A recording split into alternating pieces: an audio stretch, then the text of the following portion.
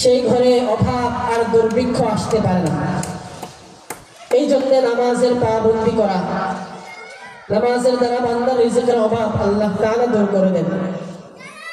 নামাজের উপকারিতা নাম্বার 3, যে ব্যক্তি নামাজ আদায় করবে আল্লাহ তাআলা তাকে অস্থিরতা থেকে মুক্তি দান করবেন।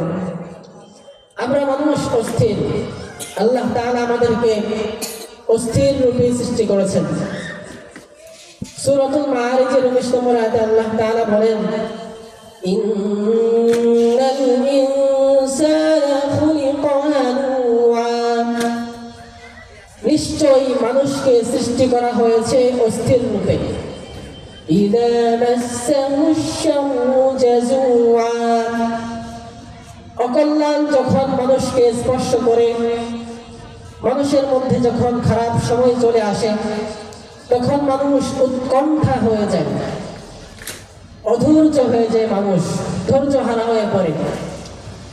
وَإِذَا مَسَّهُ الْخَيْرُ مَنُوعًا, আর কল্যাণ যখন মানুষের মধ্যে এসে যায়, মানুষ যখন সুখ স্বাচ্ছন্দ্যে জীবন যাপন করতে থাকে, মানুষ যখন ধনী হয়ে যায় তখন মানুষ কৃপণ হয়ে যায়।